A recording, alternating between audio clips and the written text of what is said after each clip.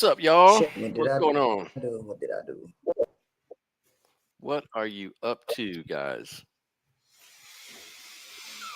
Well, life is good and Hold up. good. I'm excited. How you doing? I'm hanging in there, Okay, man. It's Sunday. hi. I'm kind of depressed. You're depressed? I'm depressed because I got to go to work tomorrow. Oh, This weekend went by way too fast, man. I was too busy, man. dude, I've been moving all my stuff the last 10 days. Yeah, you've been on it, man. You on top of So stuff. Well, my arm's about to fall off from door dashing, so welcome to my world. Oh my goodness, what does that got to do with DoorDash? all that lifting. Oh, lifting the food. The fucking driving, dude. It hurts your wrist to drive. Hell yeah, my wrist is fucked up. That's all I do. Ouch! And Damn. then add a couple of years of factory work and shit like that to it. Oh man, I'm sorry. Nah, I'm sorry. Don't be sorry, man. I ain't asking. Man up, then, Sophia. God damn it, man up. Hey, I was just trying to join the pity party. I mean, I didn't start it. Tell it to the Marines. You started it. All right. So we're gonna talk about echo chambers. What the fuck is an echo chamber, by the way? It's a place where everybody has the same opinion, and basically everybody has the same opinion. It's biased. Pretty much. Well, Mm, I think as a tribal mentality that humans tend to have is it's kind of natural to be in surroundings that you have similar beliefs, similar opinions and things. And so there's a lot of research in where people that kind of lean left, mhm. they do not, for the most part, listen to opinions outside of their own bubble. Whereas people that tend to lean conservative or lean right leaning, they will have their echo chamber, so to speak, but they'll also take information in from opposing viewpoints, whether or not they agree with them, but at least they'll listen, right? Mm. At least they'll have something to go, that's wrong. You know what I mean? So Well, I've met some people that are conservative or call themselves conservative, and I met people that call themselves liberal that tend to be all in on particular, candidates or particular religious ideas or whatever it is, sports team, and they seem to be very tribal. It seems like this is something that crosses all boundaries with people. Would you agree to that? You yeah, think that a lot of people I think are people that are right, center, and left leaning, they're all going to kind of have their own hive mind in a sense. I just from my experience, it's to me it's clear that the more left, mhm. not even center left. I'm talking more moderate or more further left leaning. Oh, far left, yeah.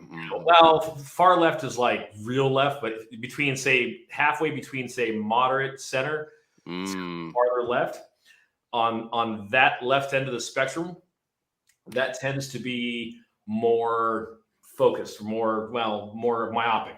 Controlling. I have noticed that. That's the feeling I get is like when I talk to a lot of people that are far left in some of these groups, it seems like they're the ones that get the most angriest about language, how you use your language, how you feel about particular issues.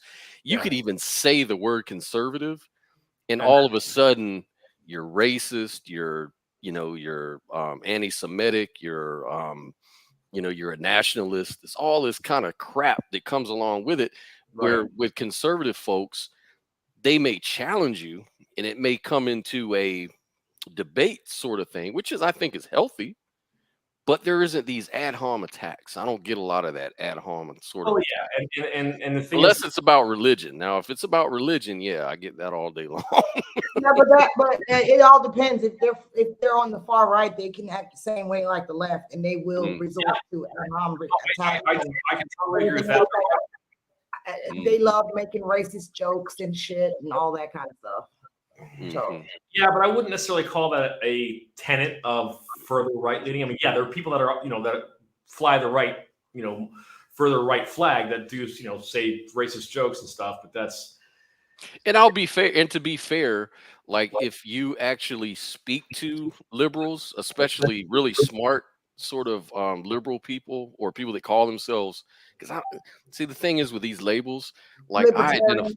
I identify as a liberal. I don't identify the far left as liberals because they're not liberal. They're not for freedom. They're for Right. control. They're for something else. You know, like so it's The- hard for me to really use that language. But I No, guess it's what not, I'm trying to it's not say, the thing is going too far liberal, like France, for example, yeah. wanting 13-year-olds to be. But see, the term leftist and liberal were merged sometime back in like the 80s. You know what I mean? Liberals were traditionally more libertarian, hence libertarian, right? I know, right? You know, and so the more libertarian side kind of molded with the conservative right leaning, Right. where, you know, things like smaller government, self-sufficiency, things of that nature. The same Right. thing that the real liberals were for. But see, that was my whole point. But see, that was my whole point on the last video. I don't know if you watched it, but my whole point was that right now with the two-party system, you have the left and the right, and there's just too many people who really kind of fall in between. And so the problem to me is which part of the government represents all the people, though, like, because a lot of people just don't fit into the old-fashioned left and right, you know. Yeah, but see, there becomes a challenge, and we see it in Canada, we see it in the UK, where, and especially in the last little while in Canada, where you have like Trudeau, you know, further left, very, you know, kind of authoritarian type of government. You know, he's never gotten more than like 40% of the vote, right? But because of how their democratic system is established, much like the UK, you know, you have 5 or 6 different parties, and, you know, you could conceivably have a majority with 36%. Like, what sense does that make? Yeah. You know, so as flawed as our two-party system Can really you break that down for me in layman terms, because I didn't get it. All right, so in Canada and the UK, you have multiple parties, okay? And with those multiple parties, whoever gets the highest percentage kind of wins whatever elections, right? So if you have a two-party system, it's 50% plus one, right? When you have 3 parties, you'll have 33% for, you know, 26%, right? So the more parties you have, the smaller percentage of the overall electorate that you get to win a majority. Okay. And then you have serious problems. Basically, you're saying the way they got it set up, that the person with the most votes wins, and then you have even more pissed off people. Basically, because you don't have to, because all you have to do in order for you, if in a 3 or 4 party system, okay, where 3 or 4 parties have a large enough percentage of the pie. Well, maybe we should have something like separation of states and shit like that. Then separation of what? States. As flawed as the two-party system is, until somebody comes up with something that's better, you need to have at least 50% plus one, okay, so that there is a true majority of the entire country. Because how Canada's doing it and how the UK is doing it, as far as their, you know, with their elections in Canada more so than the UK, all right, you end up with things like you have in Canada. That's why I was saying, why not go with separation of states? Describe more what you mean. I mean, who wants to be on the same fucking land with leftists anyway? Let me stop. Now you're getting kind of into the territory of a national divorce, right? Yeah, like Texas, right? Texas, California, that kind of stuff. What's and the bad Nothing bad with that. See, and the issue that I have with that is now you start getting into major problems like what you've had. You know, I mean, you got to remember the European Union and the United States, they're two vastly different things. Okay. And the European Union was kind of in its design was kind of intended to parallel kind of how the US was set up. However, the issue that you have with the EU is that you do have far too many languages and cultures to really make hay out of that. Okay. And so with the United States, how it's, you know, 240 plus years of existence, we've we've established and become very accustomed to being a unified nation, right? And so all this talk of national divorce, I don't like it. I think that creates more problems than it solves. Okay. And just looking at it historically and how the US evolved, I don't like it. I don't like it at all. You know, because it introduces more issues with travel, more issues with trade, more issues with, you know, how to transfer from one place to another, right? Do you think the effect would be kind of like territories, like with Puerto Rico and with different territories where, well, yeah, if it's worse than that, then it should be out of the question, because if that was really the case, because, you know, I guess you're from Puerto Rico, so you already know. It's not I'm from not a Miami. walk in the park. You're from Miami, baby. He's from Puerto Rico. No, he's got Puerto Rican in him, though. I didn't know if I'm half Cuban, half Scottish. Go figure that out. Cuban. I'm sorry. Yeah, I thought he said Cuban. The flags are similar, but the Cuban flag has blue and white stripes. Cuban, Puerto Rican, Mexicans, they're all the same, right? You racist. Okay, Mr. African American. Yeah, African American. Yeah. You ain't never been to Africa. I don't know. It just seems to me that we are so divided at the moment, you know, in this country. Everybody practically hates everybody. And I think that with the last midterm election, okay, I think that we're reaching kind of this critical tipping point. And with the court blocking because of the student debt relief program, you've got a lot of new voters that have voted for the first time, okay, large kind of the youth vote, and now they realize they've all been bamboozled. So they voted for, I want my student loan debt relief. That's right. Right. That's and right. they ain't gonna get it. And Nancy Pelosi said it a year and a half ago. The president. And I'll be honest with you.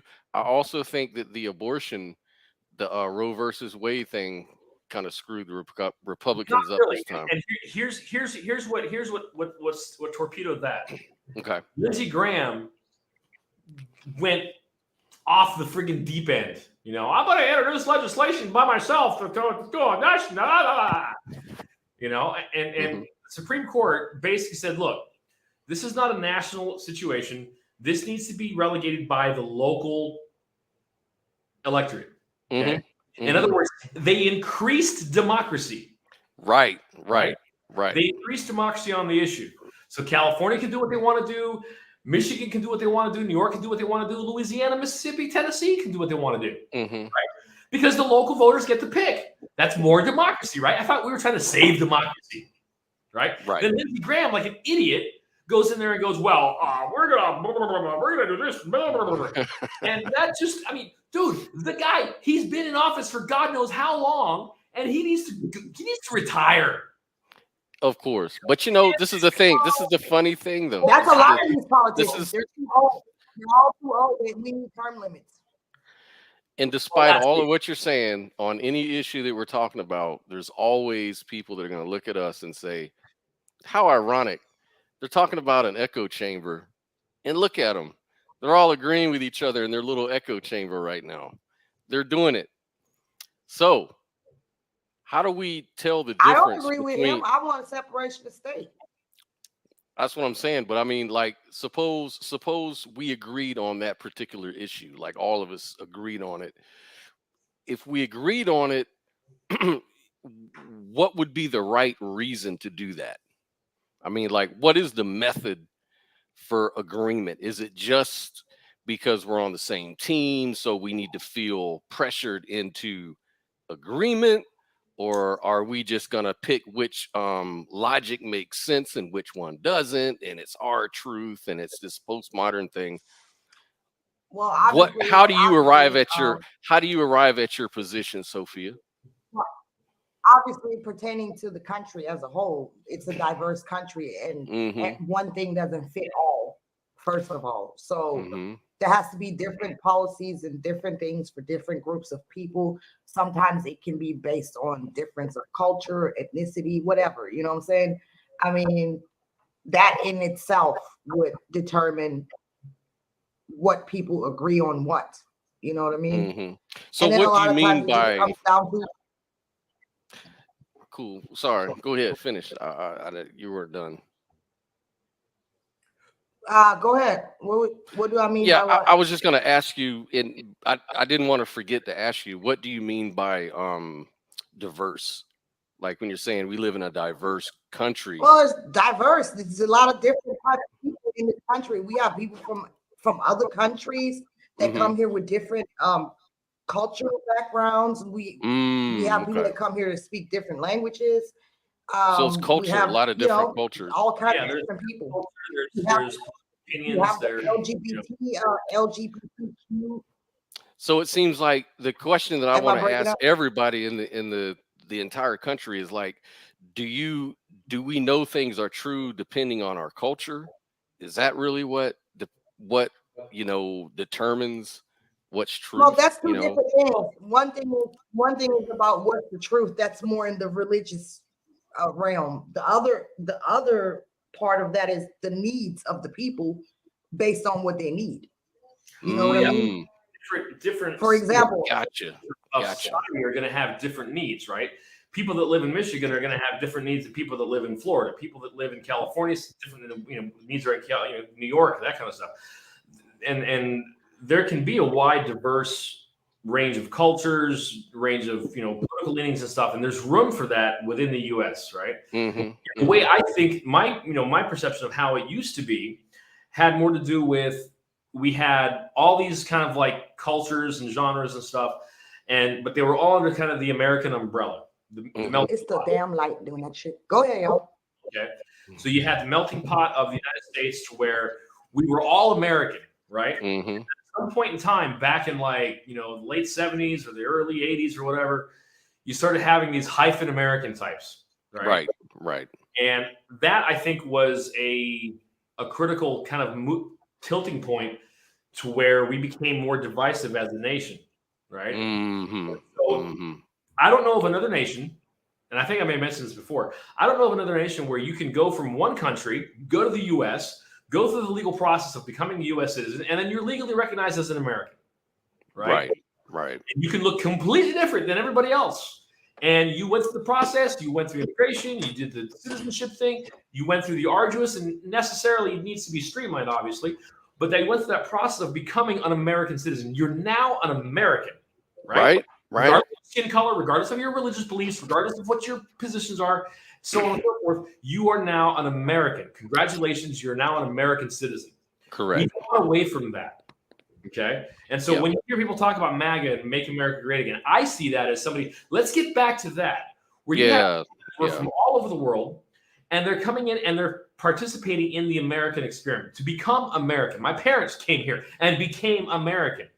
Okay. Right.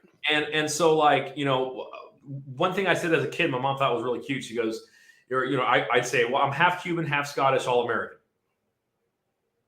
Mm-hmm. Right. I think that's a pretty, apt description. Mm-hmm. Right. Because we're all from somewhere. Right. And so even like Native Americans, they have lineage in other places too. They just came here a lot sooner than we did. Correct. Quite possibly before Pangea split apart, Mm-hmm.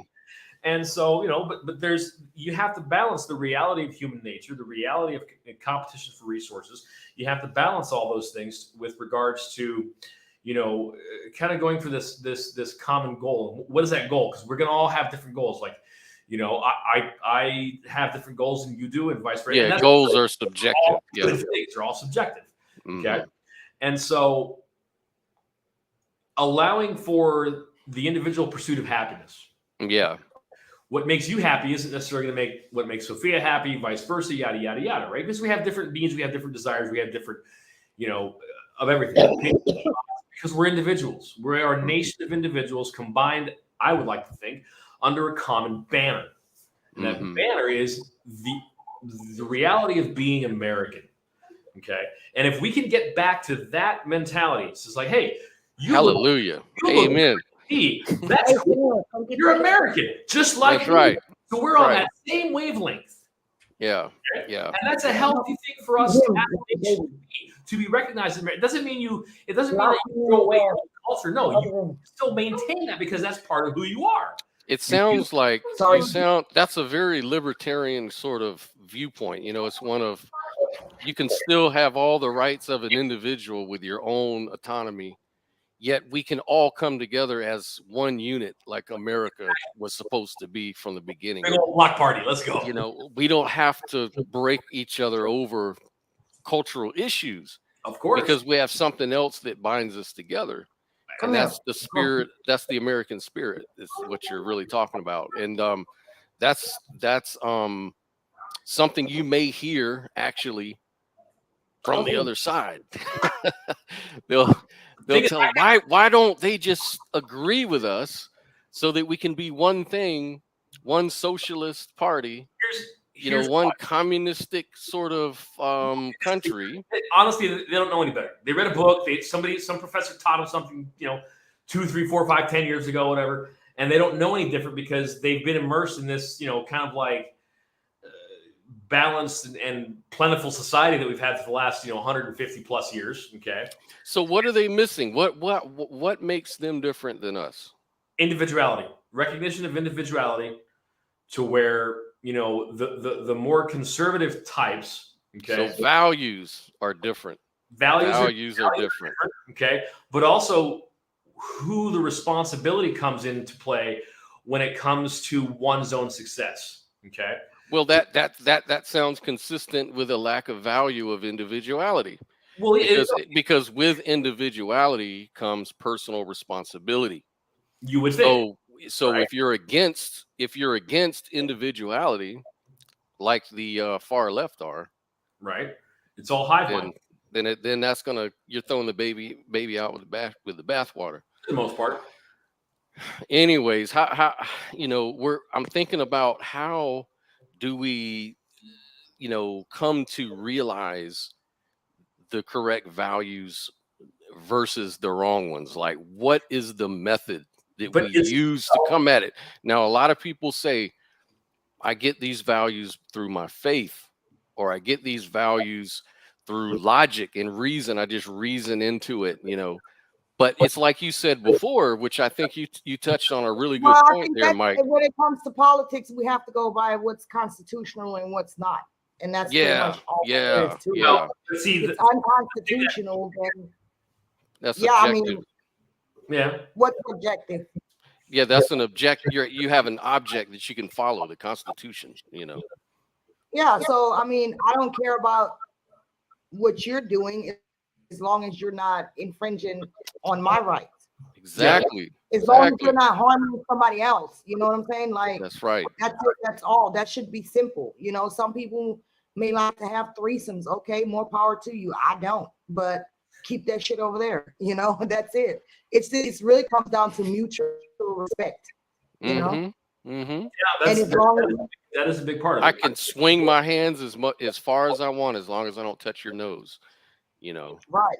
So I'm not, I like how the left always tries to say, oh, we care about transgenders and all that. Like, not really, you know what I'm saying? Unless you're hurting people and actually fucking up their lives, then yeah. But if you're an adult and you agree to let somebody fuck up your life, then that's on you. But then when you're doing it to children as a country, what does that say about us if we don't do anything about it or say nothing about it? So that kind of puts you between a rock and a hard place, because at this point, there's innocent children involved. And just like in any other case, if a child is being abused, it's an adult's responsibility, if he knows about it, that he steps in. Like, sometimes you can't just look the other way.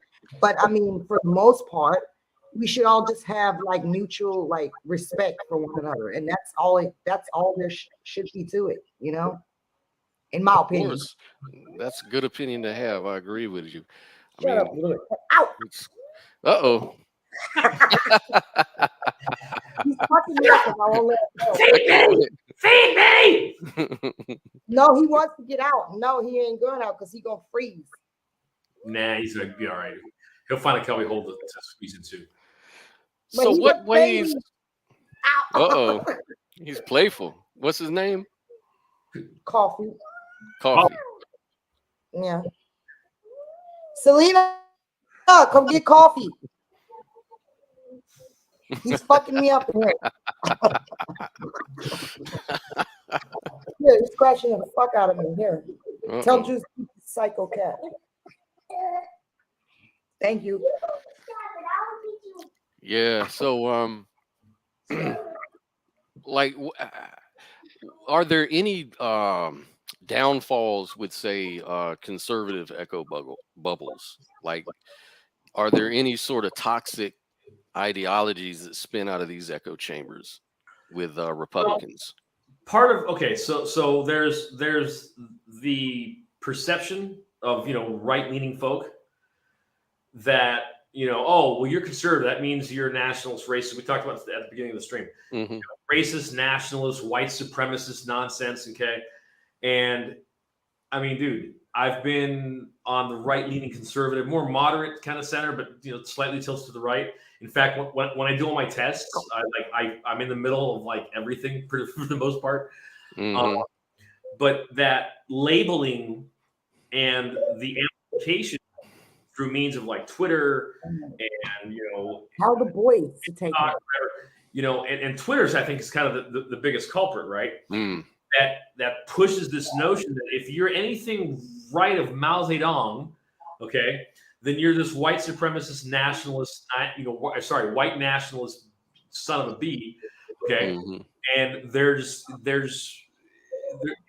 when people that are left leaning, when they hear that, that's what they repeat because that's what they've heard for the last X number of years, right? Yeah. Mm-hmm. So you hear, oh, are you right leaning? And then la la la la la la la la racist, to where Right.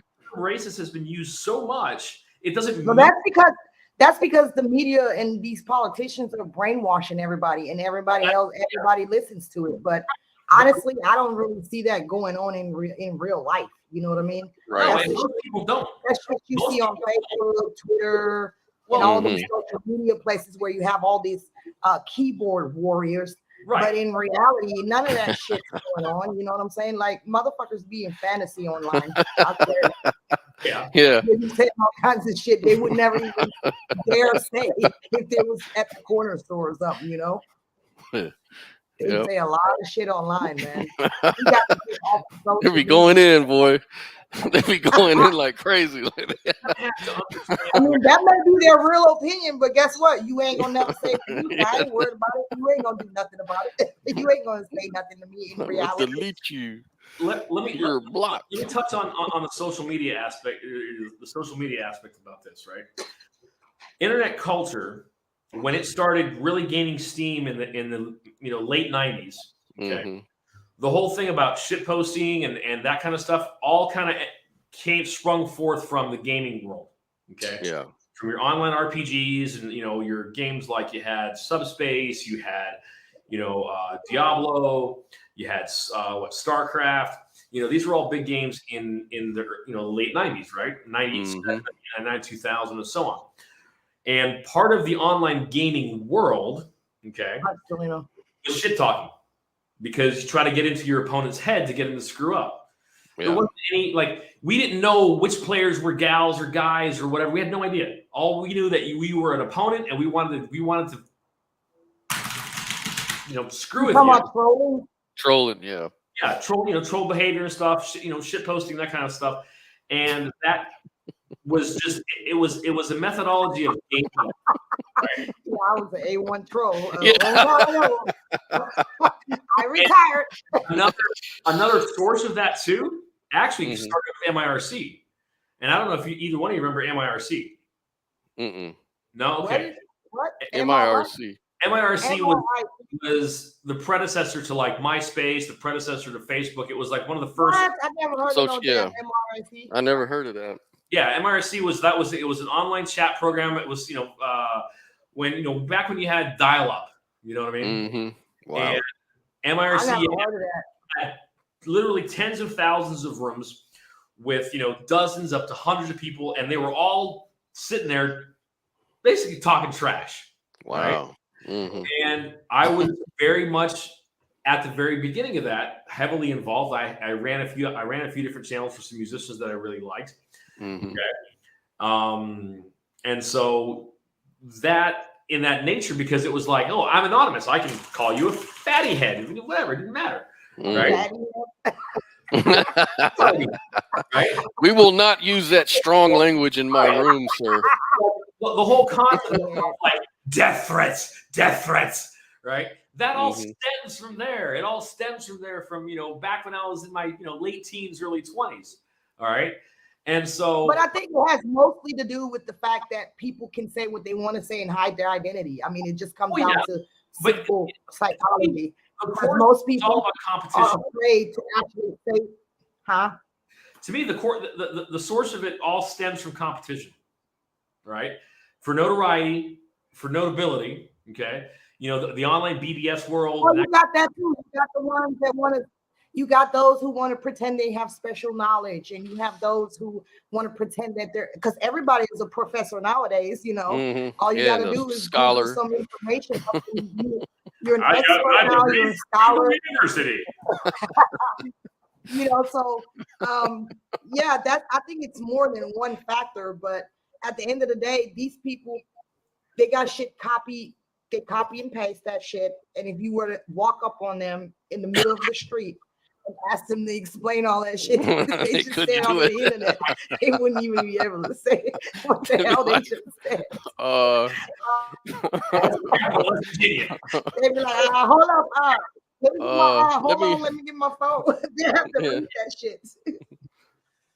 Yeah, we have. So it just gives everybody an opportunity to be whoever they want to be, and it kind of leads us into like the world of fantasy, and you're becoming your avatar, basically your avatar that's superhuman and has all these different strengths that you really don't have in reality. Exactly. Oh shit, it's breaking up, y'all, and I opened my door, man. Y'all hear me? Oh, yeah, we do. Y'all hear? Yeah, what y'all laughing about? I missed it for a second. So you were like froze that up. Was said, funny. Exact. Yeah, and then he was okay. Exactly. Yeah. So yeah, that's all I'm saying. Like, these people are becoming their imaginary avatars that has all the strengths that they would like to have, and they're losing touch with reality, to be honest. And because they've lost touch with. Yeah. Yeah, Victor's the Hulk. And and the politicians are playing into that big time, and they make people feel like they're on the right side of history if they do this and say that and do this, and people feel like they're I guess vigilantes or whatever, or heroes or whatever. It's all fucking a whole bunch of bullshit, man. Well, the social engineering too. I mean, they know that this works. And that's why they implement it in the advertising and the social media. You lost your phone in the house. How do you use your phone in the house? My bad. My kids are harassing me today, man. Uh-oh. Let the beatings begin. That boy too big. I ain't beating nothing. My hands hurt too bad. We're gonna get put out.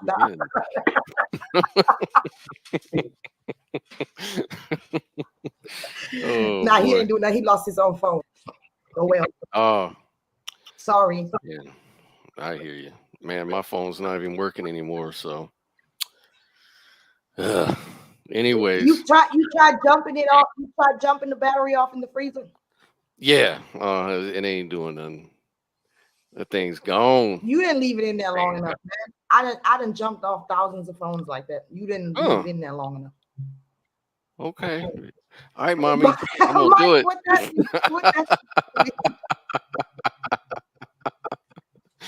Hey, I done brought tablets back to life, phones. You'd be surprised. I have the magic touch. Yeah, you should. Start a shop. One of my tablets was dead for 2 years, and I ended up getting it to come back on just recently, actually. Nice. That sounds like business. That's a business right there. Hell yeah. I ain't got time for that though. Anyway, we got off topic. What the hell is even the topic today? I'm lost. We're talking about echo chambers. Well, Okay, so can we all agree to the Constitution?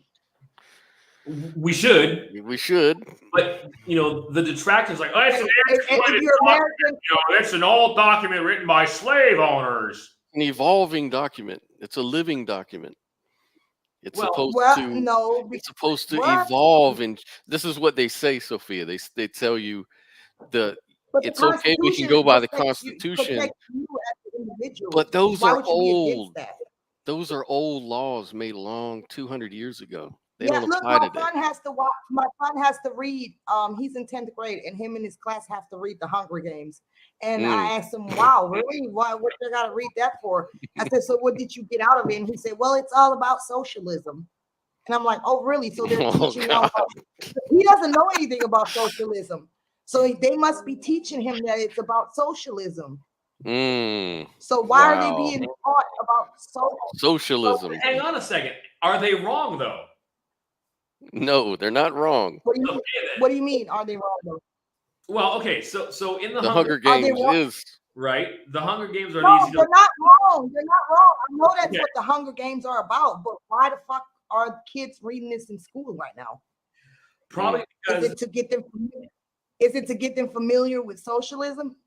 Well, you're in Texas, so I would imagine it's them to show them this is what kind of dystopian future I'm hoping that you could face if you decide to push for socialism, because you'll be like in District 7. No. I don't believe that's what they're doing, just based on other shit that they got them watching. And the way the schools are run here, that's 100% liberal run schools, the public schools. You can tell by the curriculum. That has nothing to do with and so that's why I'm kind of like distrusting of Texas as well, and Republicans as a whole, because how the fuck you got liberals running schools and shit out here when y'all are supposed to be these we shall not conform, we are the Lone Ranger, the Lone Star, and all this. Well, hang on. You got these type of curriculum. Even in the reddest of states, okay, the vast majority of your admin, faculty, and school boards are very far left-leaning, not even moderate lefts. We're talking hard-leaning left type personalities. They're in every school. Well, how do they dominate? How do they dominate everything though? Like in a completely red state, that doesn't make sense to me. Because they get into those positions as jobs, then whatever processes that are involved in putting the school admin into power. Okay, they're picked because of their acumen, because of their education, right? And so they've been. But let me ask you something, Mike. That doesn't make sense, because if you allow them to be that powerful, can y'all still hear me? Mm-hmm. You're cutting out though. Cutting out. Can y'all still hear me? Yeah, I can hear you. Can y'all hear me? Testing 1, 2. She can't hear. Okay, so that doesn't make sense to me, because if you allow these people to have that much power and take over all the public schools and the school curriculums and training these kids in this leftist ideology, isn't that in the long run going to produce more leftists in a red state? So why would Republicans allow that? That makes no sense. You're telling me they're powerless to fucking stop that from going on. You're turning your own state into leftists, literally. No, and that's by design. Okay. Yeah. So why is it happening? Why is it happening? Because the most qualified people on paper, okay, to be educators have to have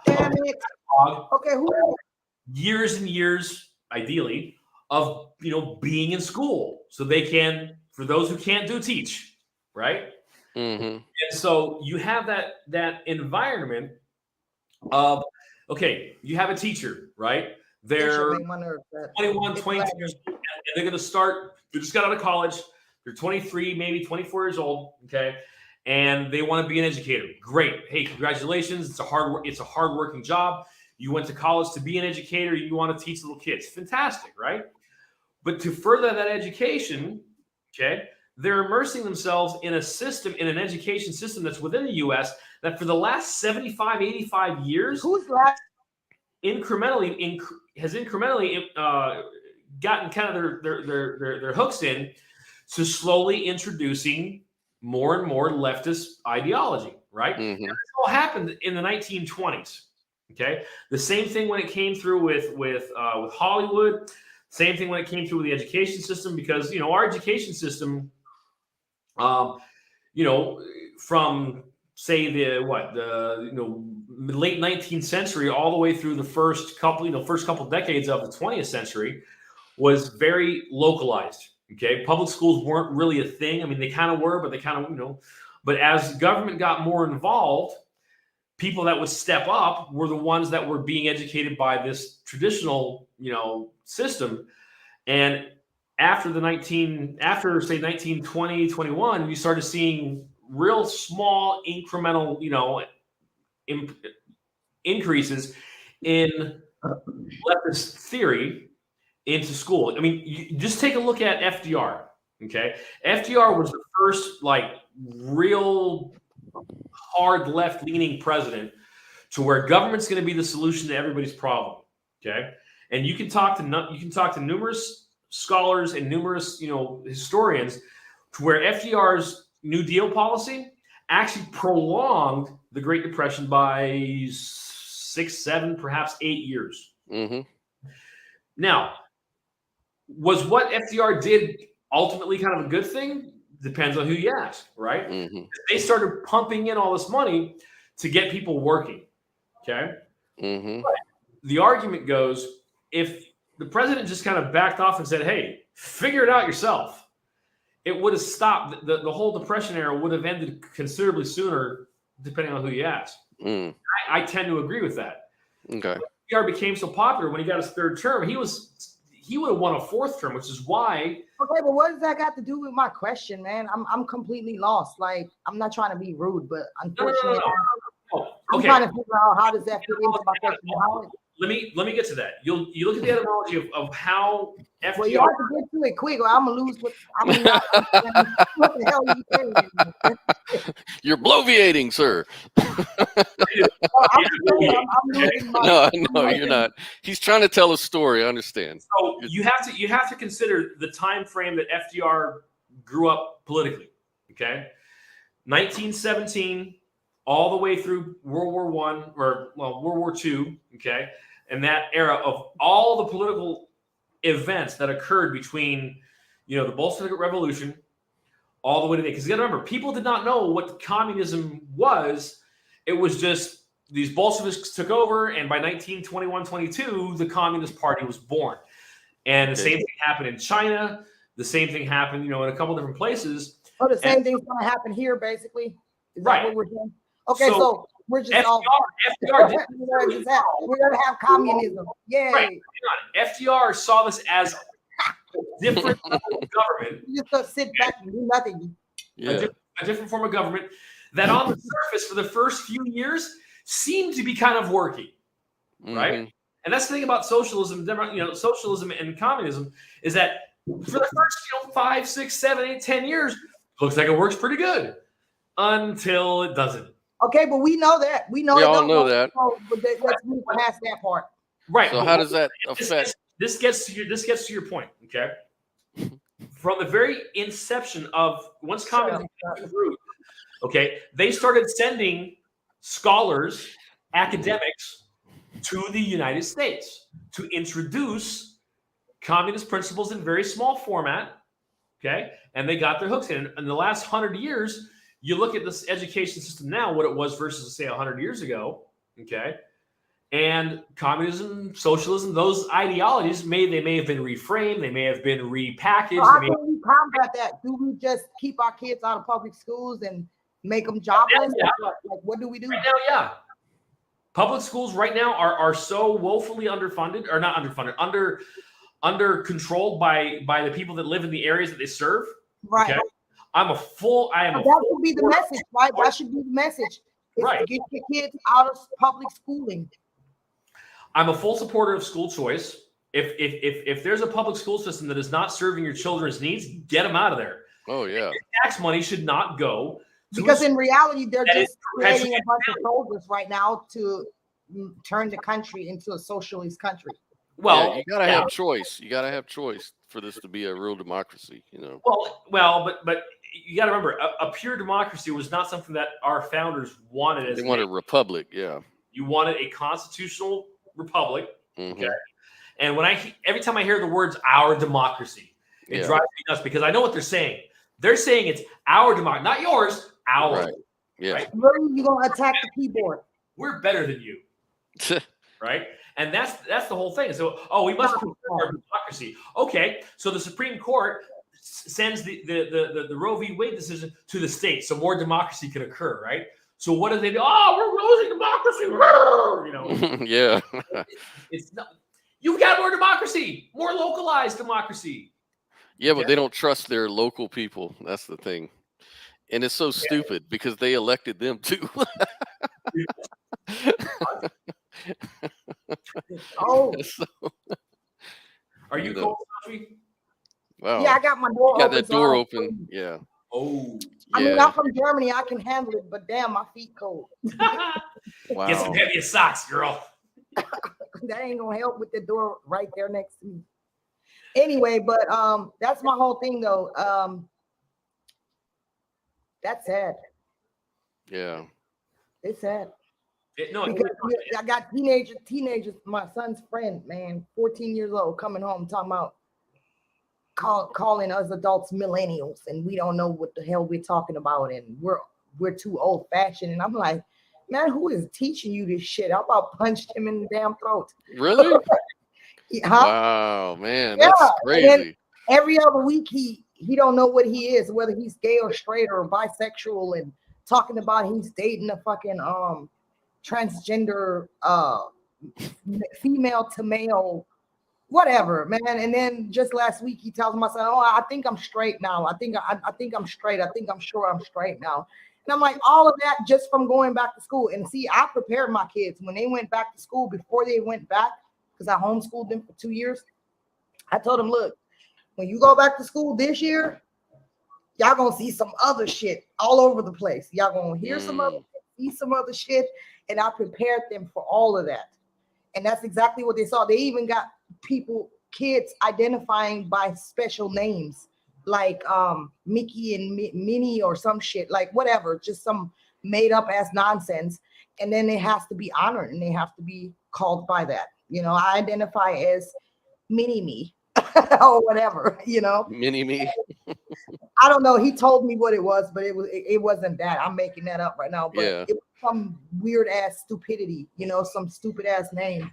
And they have to be, you know, they can do that. They can go to school and bring all that bullshit and be like, yeah, I identify as this, and then everybody has to call them by that. And it's just outrageous. It's completely insane. Yeah. That's not even a learning environment. It's like priming kids for social pressures and social challenges, and you're different, so you have to understand that. Yeah, they're brainwashing you to feel. They're being also brainwashed to the point where they come home and basically attack their parents.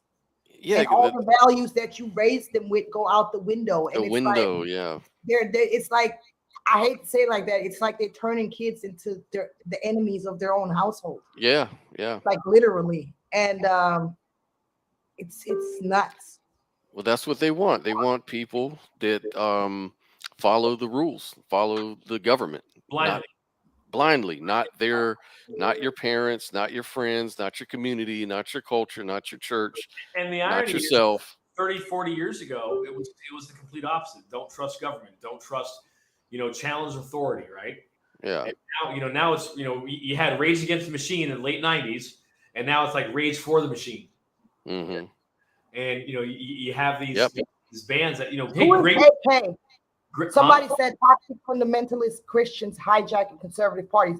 I mean, I agree, because conservatives do have some toxic fundamentalist Christians in it, and that's the ones I don't agree with right there. That's the ones who go just. Who is that AK? Who is that? I'm not sure. Well, looking at it from Welcome AK, the Christian right, one thing I think maybe a lot of people don't really realize is that the right-leaning kind of conservatives have shifted slightly more to the center in the last, say, 10, 20 years, to be more welcoming of other minds, other cultures, and things like that. Even though they were never really excluded, it was just like adhere to our way of thinking and, you know, thump your Bible and Jesus, Jesus, Jesus, that kind of stuff. You know, now it's like there's a little bit more room for more people, right? Well, let me ask you this: if they weren't like that, what would you say? Do you If think that they still, if they were not like that, if they were these Bible thumping, toxic sort of people, if they were acting like that, how would you respond? Would you just say, "Hey, That's they exist. They They exist." exist. Yeah, no, they exist, but I kind of have a unique perspective, and I can filter out all that stuff. Like that stuff doesn't, you know, affect me one or the other. It doesn't trigger me. It doesn't go, oh my God, you know, shut up about the Bible. It's just, you know, I read the Bible. I read, you know, a lot of scriptures and stuff, but I don't like, you know, I don't sit there and go, well, because of this, you know, my appeal to authority, right? And so I look at it. I try to look at everything from a more logical standpoint, right? Like, okay, why was this written? Why was that written? Okay, and I've kind of filtered out a lot of the fluff, a lot of the regulation of it, okay, to where, okay, what's the ultimate goal here, right? And so religious folks, they kind of want the same thing that, you know, a lot of folks just want to be kind, right? Now, there are the religious folks that are more fanatical in that, well, they've been charged with, I have to bring as many people to Jesus as possible, right? And I'm going to annoy the hell out of them until they just relent or go away. Well, I think that repels more people than it does invite people in, right? Yeah, I agree. That makes you run away. I don't want to be like, hi, welcome to Provo, Utah. We like everything. Because what do you do when you're chased? You run, right? You don't want to be chased. Yeah, exactly. Yeah. And so That's a natural response. That's why I don't understand why. I have my faith, right?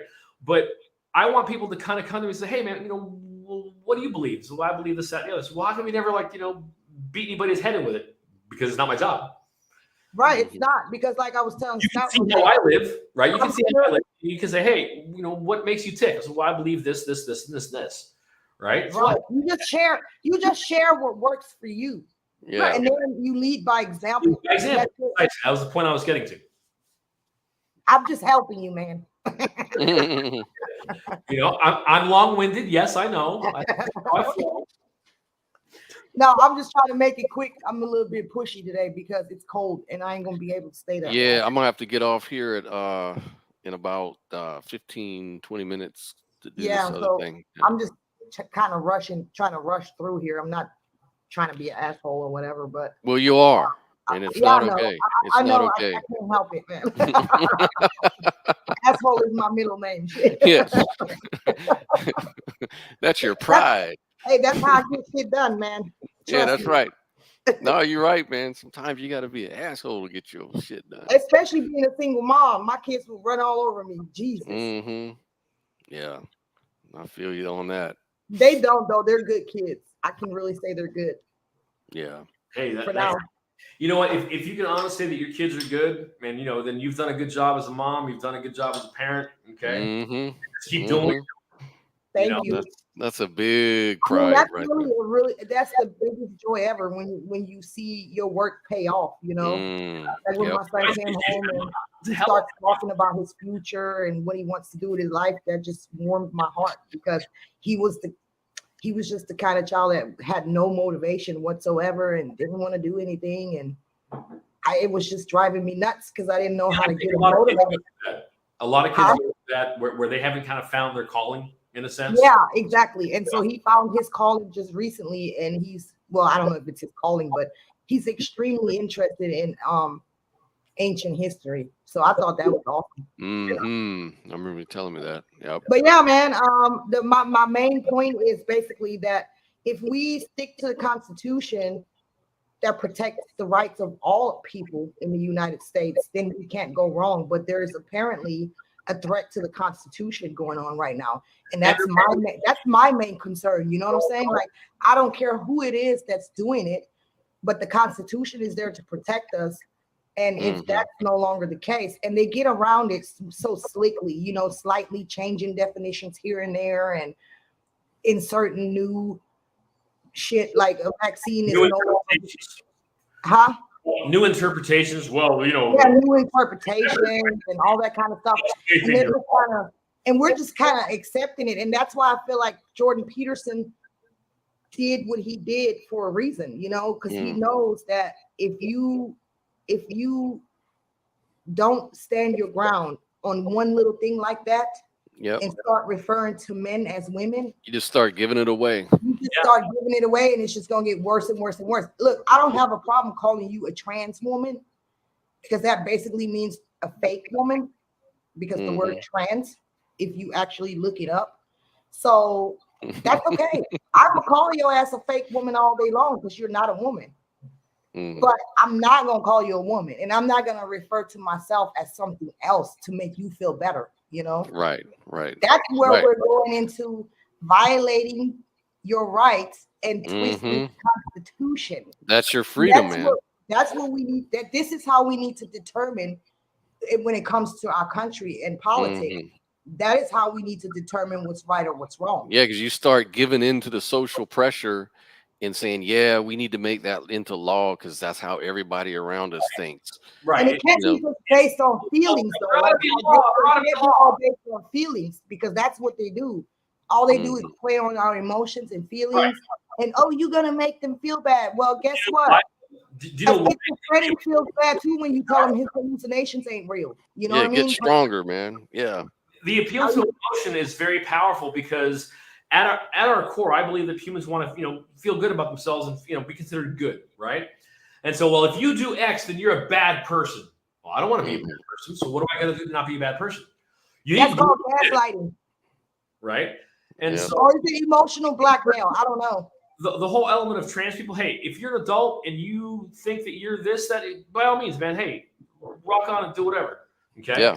That's how you want to live your life. You have just as much of a right to pursue your own happiness as anybody else does. Okay? Where I draw the line for me is influencing impressionable children to believe that, hey, let them grow up first. Let them get to the point where they can decide if that's what they want to do by the time they become the age of accountability. Okay? And if that's what that's when they're going to use the argument, and I have to say this in between because that's what they're going to say, because I've been through this many times. They're going to say, well, a trans woman is more passable when she becomes older if she takes hormone blockers. Because if she actually goes through the puberty and gets all the benefits of male testosterone, then it's going to be hard later on in life to become as feminine as they need to be. So with that being said, they will argue that if you don't allow them to use the puberty blockers, you're basically fucking up their future in becoming the best passable trans woman that they could be. So what do you say to that? That's like, they flip it back on you like you're destroying somebody's life. You see what I'm saying?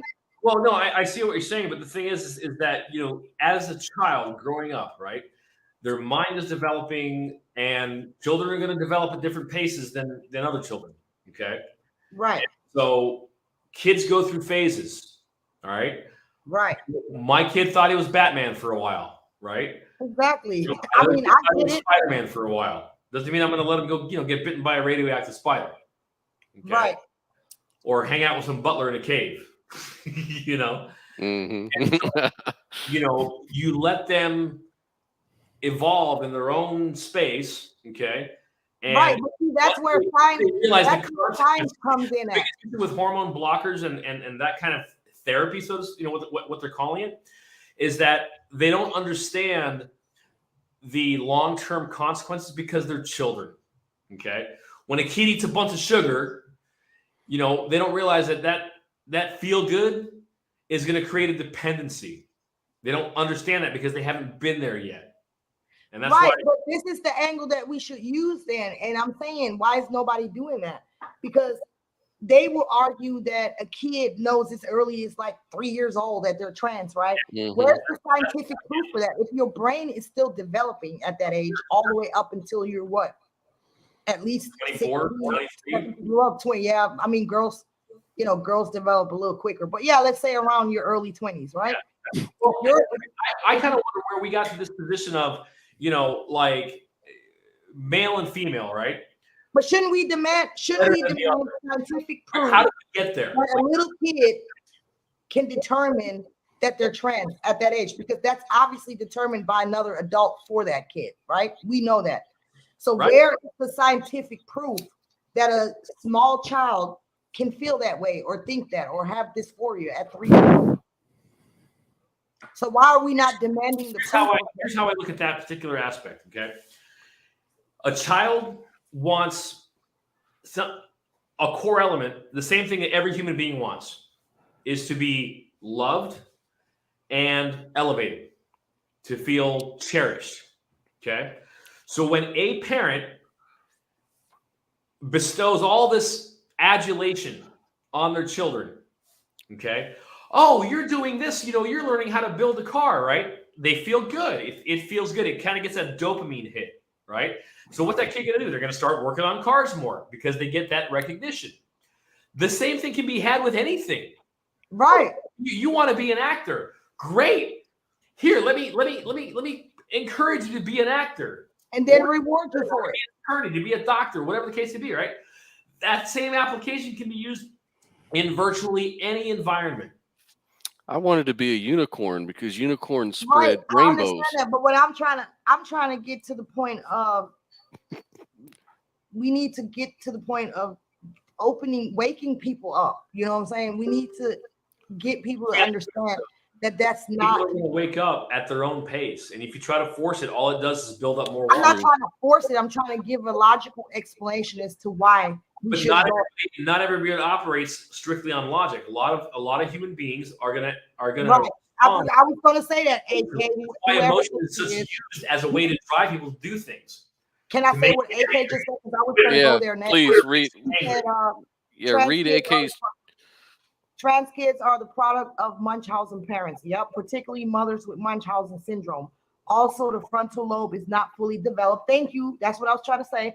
Until age 25, and children are not able to think logically. Right. So since we know this, and that's the scientific consequence. Why in the hell are that's like that right there is one of those things that goes against the Constitution because it violates a human life. It's the right of a human life because you're basically making a decision for a child that is still developing that cannot, based on science, make that type of decision. So what type of country are we living in when we're endorsing this type of shit? And that goes back to the Constitution. We're not protecting life at that point, especially the life of children. And see, that's just it. These people, they don't value life. It's like we went over with this abortion people. They were like saying, we don't value that. We value the qualities of life. And fetuses don't have a quality of life. So what are we gonna do about it though? Like we keep saying they have different values, you know what I'm saying? Acknowledging things that we already know. And yeah. What they just think about it different, you know. It's what like are our politicians doing about it? That's what I'm saying. Right, but the only way to really address it, at least from my perspective, is not come at the people that have these different opinions in the approach of you're wrong and because the Bible said so. Right, all that does is drive people away. And so you can try to appeal to the emotion, appeal to the logic, okay, and then find a balance with each individual to try to explain. And sometimes it fails, right? But the point is to not get upset and be like, well, you're just a lost cause, right? Right. So there's nobody in the government that can uphold the Constitution. Basically, that's what I'm saying. The government is supposed to enforce laws, and the laws are supposed to be based on the Constitution. Right. So you're telling me there's nobody in the government who has the power to enforce the laws of the Constitution? They have to, but they choose not to do it because then we need to throw the whole government away. The executive, that's the executive branch. Hang on, no. My thinking is this: fire everybody, Republicans and Democrats alike. And well, yeah, that's the same thing. Fire them all. Get rid of them. You know, kind of flush the toilet, okay? Because you got bad Republicans and bad Democrats all over the place. So it all needs to be. It needs to be uprooted the same way they're trying to uproot our society. You know, with insanity and chaos. Really, they're the ones that need to be uprooted. Because they want the same thing that every other politician wants: is power. And that's it. And that's at the expense of the people. They don't care. So how you alleviate that problem? Congress, you have term limits. Senate, you have term limits. Okay. Yep. 4 years for Congress and 6 years for 6 years for senators. Yep, I would agree with that. That way, they can't get so deeply embedded. You end up with Lindsey Graham's, Nancy Pelosi's, that you cannot get them out to anything. They can have a 26% approval rating and still get reelected. That shit's wild, man. Okay. Because people are just, and the other part of it too, the other big, like, unspoken elephant in the room is the electorate needs to educate themselves on what the frick they're voting for. Right? Because our lives are so busy and so wrapped up in everything that we're doing, okay, that as a whole, we do not look at the candidates of who we elect. That's a good way to know that. Would you say that that's a good way to know you're operating from an echo chamber mentality? Yes. Because you're not looking at the actual people and the things that you're trying to accomplish. Straight down the ballot. Right. You're looking mainly at your echo chamber and what they're saying. Only. I'm voting for the Republicans only. Right? Yeah. You have to take the time, because it's your life, it's your existence, it's your environment, that you have to look at each candidate and go, okay, what are your stances? What are you advocating for? Right? So if you're advocating for X, Y, and Z, well, I don't agree with X, Y, and Z. Don't vote for that kid, regardless of what banner they're flying. Right. Vote for the individual. That's right. Okay? Vote for what they're pushing for. If they're pushing for a lot of free stuff, probably not a good idea. As attractive as it might be, don't. That's Indian giving right there. Don't fall for it. No, I don't know about that, but I mean, it's, when you look at you have to take the time, because this is the environment that you're living in, that your progeny is going to live in, your family, your friends, your children, your grandkids. They're all going to be embedded in this. And my advocacy is to educate yourselves historically on what our nation is designed to accomplish. And my take on it, okay, is this nation is designed to give more people than any other place in the world the opportunity to advance. Then it's up to us as the people, I would say, to also take initiative to educate. Yeah. And bring it back to our communities, because a lot of people, believe it or not, they're just completely unaware of any of this, like down to the. I mean, me and Scott were talking earlier, and I mean, there's people who don't know that black people can be in Europe. Yeah. I mean, people are so caught up, in their life that they don't even know anything about nothing.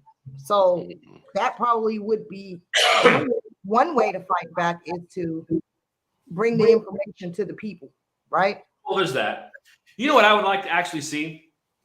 I would like to see more money being invested in, as far as schools go, to where kids can travel abroad for for like a month or two every year. And in that 12 years of, elementary and middle school, junior high, whatever, in high school, go and spend a week in another country. Right? That's interesting you say that, because we actually did that in Germany. Yeah. We were exchange students every so often and went to France. Yeah, I mean, there's programs that, you have exchange students, right? But I think that needs to be broadened a lot more. Yeah, I agree.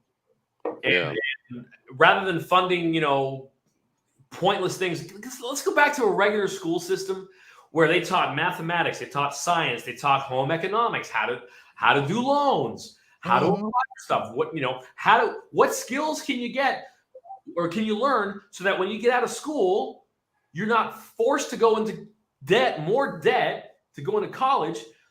Some people are going to be really good at doing trades. Some people are going to be really good at being an attorney, a doctor, a physician.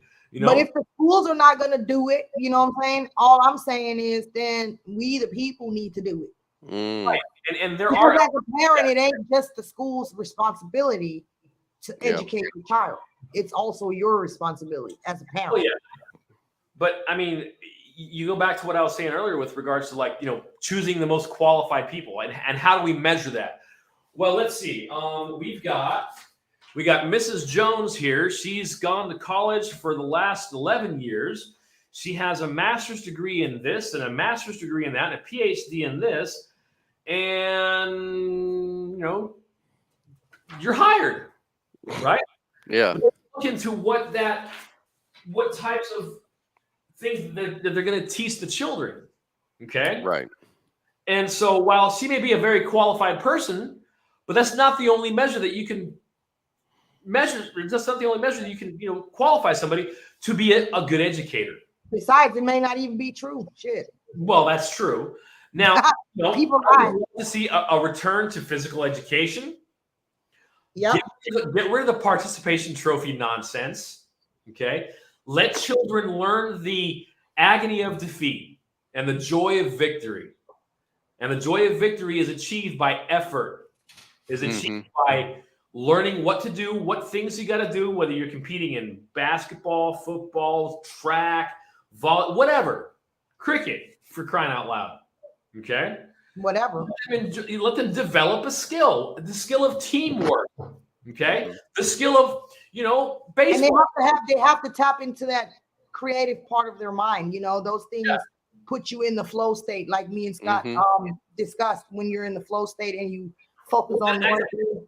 And the thing is, it's been said 1,000 times or more. Okay, politics is downstream from culture, and the biggest miss, as far as right-leaning folks are, and that kind of echo chambery type of thing, is that the conservatives lack that artistic ability, right? Mm-hmm. Where there's not a lot. I mean, there's the number's been growing slowly but surely, but you have a lot more left-leaning types that are the more creative types. Right. Yeah, I agree with that. Conservatives are a little rigid. They're writing music, okay, and it's a lot of great music, but we all got kicked up our asses. Yeah. So, but that's, I mean.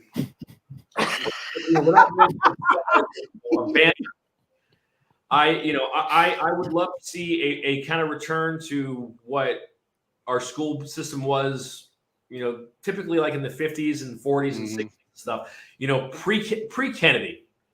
All right. Because when Kennedy was assassinated, LBJ, got into power. Mm-hmm. I think that was kind of the pivotal, skewing of the timeline. All right. Because LBJ passed a lot of toxic policies. Yeah. The Great Society was, I think, is probably the biggest culprit to the minority community in this country. Okay. Mm-hmm. Oh, is your spouse unreliable? You can marry Uncle Sam, and we'll give you a reliable check at the first of the month. Mm-hmm. Without fail. Right? And I'm sorry, but people, like most other living creatures, once they become accustomed to a certain type of standard of living, it's really hard to get them off of it. That's right. And if they just put in, now keep in mind, there's room there for people that have disabilities and things of that nature. I get that. Okay, I'm not saying, if you're disabled, then screw you. I guess you're out of luck. Mm-hmm. Right? There's enough resources to give those people that need that type of services and stuff, to where now there has to be, a percentage amount, right? What the percentage is, I couldn't tell you off the top of my head. Okay. But there's room for those people to succeed to the best of their ability. Okay. While still giving people the freedom to not have to be shackled to a government check. Right. Regardless of your background. Because, there's plenty of white people that are on, government assistance too. Right. Mm-hmm. Government assistance should be a temporary thing. Okay. Right. And if the government it's designed to give you the bare minimum that really doesn't really help you on your feet, then it's just going to be to a very impressive amount, right? I would say you spend more in the long run when you give everybody the bare minimum for infinity. The reason why that is people that are pushing those types of policies, they want that power, so they promise more of it so they can retain power. You look at the last 85 years, which party has been in charge the majority of that time, the last 75 years?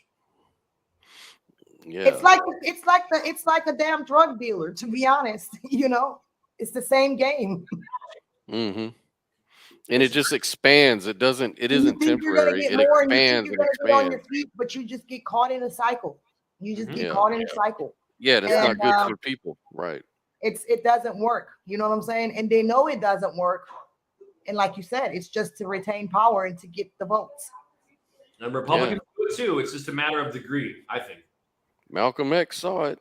You know, he Yep, saw it he coming, said it, man. and nobody likes him, and I wonder why. Yeah, You know, he was saying it. some of the stuff Malcolm said about white liberals, boy, was he spot on. Yes, he was. I think what Holy he said about the Republicans at the time was true too, but I will say that Republicans, for a large part of Republicans have evolved, you know, into, like you said earlier, they're not as rigid as they were, a lot of them. Yeah. But and I think that's a good thing. I think more yeah, that is a good thing. That's definitely a good thing. centered, you know. So, but yeah, he called it, man. He called all this stuff. That game ain't never changed yet, and so that's what we're kind of talking about last show. You know that at the end of the day, this he kind of he kind of went off the reservation, so to speak, and I think that's what got him killed. Same thing with Martin Luther King. Yep. Yep. I agree.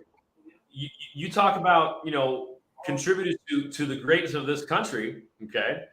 And, you know, you look at Malcolm X from like his earliest stages towards, you know, the end of his life, all right? There was a paradigm shift in how he was reconciling, you know, some of his beliefs early on to what he kind of, as he was embedded and as he was immersed into the meat of what he was kind of, you know, espousing. Shit. And I think he got too far. The people that were kind of like, you know, helping him along, he kind of got too independent, I think. Yeah. See, what helped him? Oh, you can't say that, Mr. Malcolm X. We're gonna you in trouble now. Yeah, because that he was basically telling you not to feed the beast. Stop feeding the beast. That's right. And when you stop feeding the beast gets mad. It gets angry. It gets hungry. That's what I've been trying to tell people, and people are saying that I'm some kind of, I don't know, some kind of anarchist or something. I mean, in a way, I guess I am sort of, because I don't believe in. I think that leaders should lead by example, and we only should have leaders if we want to lead them. You know what I mean? Well, you know, when you have to understand something very critical about the human element is that when somebody is put on this pedestal, a politician, for example, is put on this pedestal of, oh, this is the most moral person ever. He should be, or she should be the, you know, the moral compass of society, right? You know, no, because then there's all these expectations about, you know, how perfect they should be. We are a nation of imperfect people. We are a planet of imperfect people. And so that the move or the evolution to a better society, okay, that's going to vary based on a lot of things. You can have bad people that have led a bad life, right, do really good things. A lot of them do. A lot of them do, because they can experience and realize, hey, I messed up, right? So one of the reasons why one of my favorite things to do when I get the chance, I love talking to old black guys, because they are some of the most wise people you'll ever talk to. You talk to a black dude that's like, you know, 55, 60 years old. I could talk to that dude for hours because they got a really good view on life. But see, I think that leads me to what I was saying to Scott earlier today. I think the values in this country are all screwed up. A lot of the values that we practice through our culture. I'll take the black community for an example, not to dump on black people, but a lot of us, like in the inner cities, the culture that we practice, which is a reflection of our values, is what fucks us up. Because a lot of people think that I had an advantage because I'm from Europe, but that's really not true. Because when I came from Germany and I ended up in my dad's cult for almost 10 years, by the time I got out of the cult and ran away, I didn't know anything, let alone I barely spoke the language. You know what I mean? I didn't even know how to pay an electric bill or any kind of bill for that matter. I didn't know how to buy a car. I didn't know anything. Literally, I didn't know nothing. It was like stepping off the plane and being in a different country and know nothing about that country. That's how it was for me. Where you from South America, y'all? That's how it was for me at 26 years old. So I didn't have an advantage at all. You know what I'm saying? Yeah. Sprechen Sie Deutsch? But I can say this, where I had an advantage is my value system was completely different, which gave me the drive to do things completely different. You know what I'm saying? And I'm not saying I didn't get caught up and I didn't get set back, but that came from trying to fit into this value system. And I was like, man, hold up, this shit don't work. What the hell, you know? And when I started applying the way that people think here and apply that to my life, it fucked up everything. You know what I'm saying? So until I became a spiritual person, left religion behind and got away from the cracker culture, you know, we had a whole video from that. And you know, once I got away from the streets and the street life and all that kind of stuff and crime and everything like that, you know, that was based on my values, how I grew up and how I was raised. And I was like, look, man, that is not how you was raised. Right. Now, for a while, I had to be that person to fit in so I don't get myself killed. But I knew the whole time I'm getting out. And that's you had to drive. Based on my values, though. You know what I mean? Yeah. So we need to change a lot of these value systems we got going on in this country. Yeah. They value the streets. They value poverty. They value, you know, that environment. And they advertise it all on the radio and TV and social media and everywhere else. And victim culture, big time, you know. Everybody's a victim. They make up shit that's not even an issue. Like, yeah. You know, I mean, in Germany, we grew up, if you spend really good money on really good stuff and then you valued it and treasured it and you had it for a long, long, long time. In America, everything's disposable, basically. You know? Yeah. That right there is just we don't value anything anymore. That's what it is. Nothing. Well, look, guys, I gotta sign off the show. I gotta end the broadcast. Me too, man. It's getting cold, but I mean, I'm cold. I've been cold, but I'm trying to hang in there, but my feet are about to freeze, man. You'll go warm up. I'm gonna go join Atheist Uprising and guest appear on their show. So we're gonna see what that's all about. Hey, let me know if you want me to join. I'll go over there and banter with you. I really don't like this, you know what I mean? So okay. Good luck with that. Hey, send me a link, man. I'd love to join. Okay, you got it. All right, man. We'll see you guys later. You bet. Bye-bye. All right, bye. Peace out. Bye-bye. Peace.